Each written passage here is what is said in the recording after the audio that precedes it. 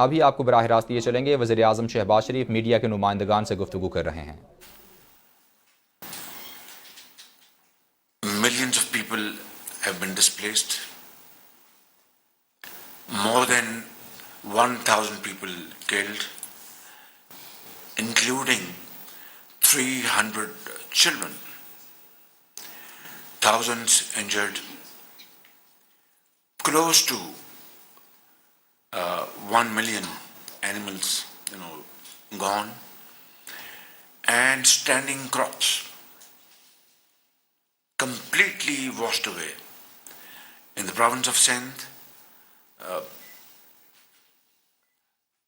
date trees, cotton, rice, all gone.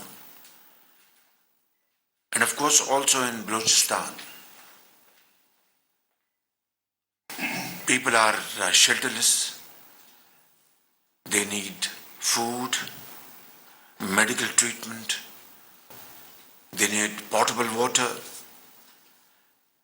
And the government of Pakistan, along with the provincial governments and with our rescue agencies like NDMA and PDMAs, that is equivalent to NDMA in the provinces, and the armed forces of Pakistan are fully committed and in action as I speak to rescue people, provide relief, and they have moved thousands and thousands of people to safe places.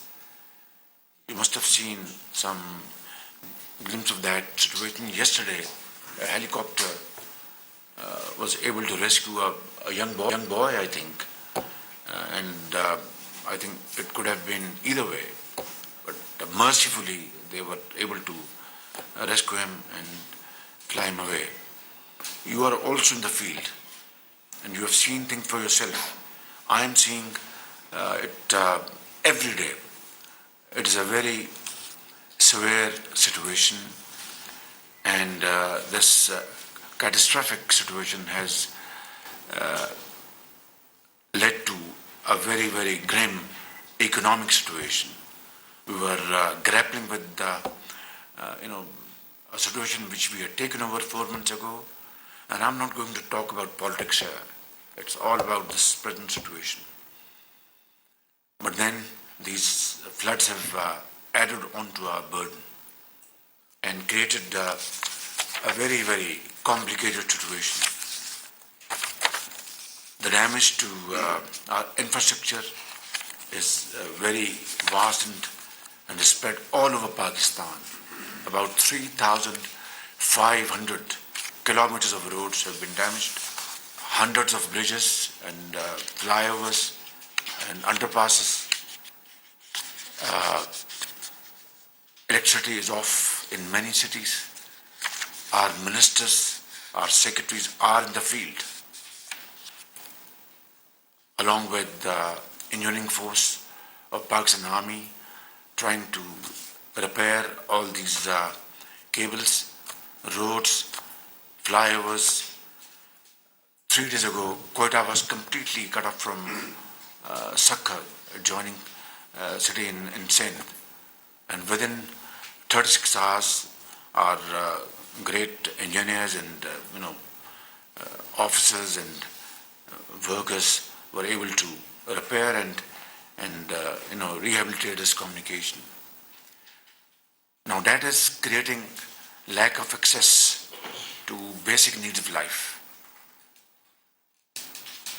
We are dealing with a situation which at least I had not come across in my entire political lifetime, even when I was not in politics. We are committing all our resources towards this relief and rescue. And then, of course, the phase of, and a very difficult phase of rehabilitation is just a few weeks away. At this point in time, we are trying to provide shelter, tents, mosquito kits, potable water, and medical treatment. We had appealed to our brothers and friends all over the world, and I'm very grateful to those countries and heads of state who have responded to our appeal. And as you know, charter flights are landing all over Pakistan, Karachi, Islamabad, other places. Some countries have started sending important items through rail transportation from Istanbul via Tehran to Islamabad. And the first train has started today, left today Istanbul. Other countries are providing cash, kind. We are all very grateful to all these countries, our great friends, and those who have great empathy for humanitarian cause. And this is a situation which calls for immediate relief and help from global community. I expect that as television channels and mainstream media are reflecting these devastating scenes, I think the response is becoming quicker and very strong, alhamdulillah. Today we have troubled you in this room to let you know.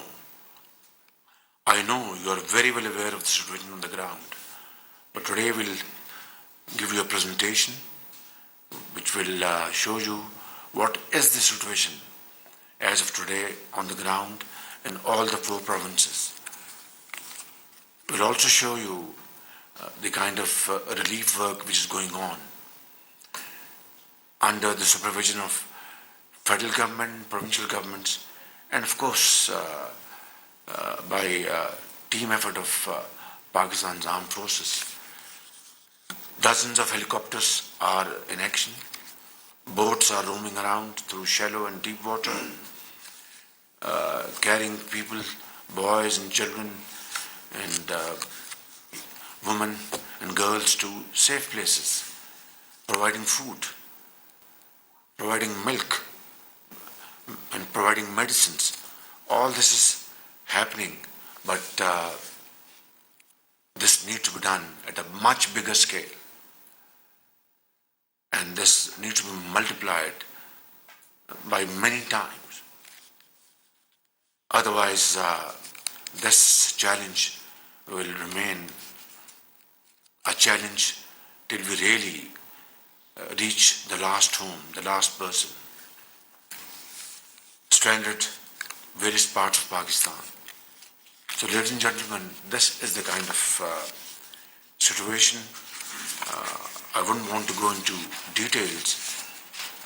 Yesterday, we have constituted, after thorough consultation, National Flood Response and Coordination Center, which will ensure effective and speedy implementation of all our actions. It will have communication with PDMAs in the provinces, coordinate rescue and relief efforts, and plan for our rehabilitation program. And also coordinate with donor agencies, bilateral, multilateral. I believe today they are going to have, UN is going to have, finished. It's finished, done. Done basically. But this is only going to provide $160 million. It's triggering others Yeah. already. So I think this needs to be multiplied rapidly. And I want to give one solemn pledge and solemn commitment at my command that every penny will be spent in a very transparent fashion. Every penny will reach the needy. there will be no waste at all, no patronage or political influence will work.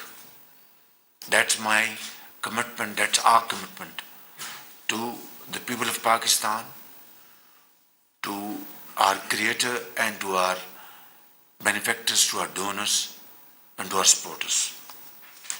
And I'll honor this commitment to the hilt under all circumstances. It's clear that your government is taking this very seriously, but these floods didn't happen overnight. They've been going on for a number of months. As you have heard and you have seen, you have witnessed yourself that this year around, the intensity of rain has been at least 3 to 4 times more than the average of the last 30 years. The moment we were getting this, warnings from Met, we sat here, we devised a plan, and we set out on our program, and we went flat out.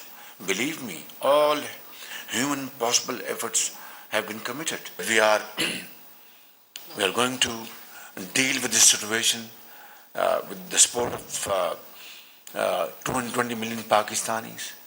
We'll put all our resources to serve the people wherever they are, and we will redirect our resources from development plan towards their rehabilitation. That's very important. We will certainly learn from our experience, but I think the global community should stand by us today. It's a yawning gap between our requirements and what we are receiving till this point in time. And are you receiving enough so far from the international That's what I've said. I think much more is required to be done. This very serious situation, and convey to all the 4 nook and corners of global community what is that we require at this point in time in terms of relief operation, and what is required in terms of rehabilitation mode. I think I expect from the entire developed world and other segments of our community to come forward and support us in nation-building efforts.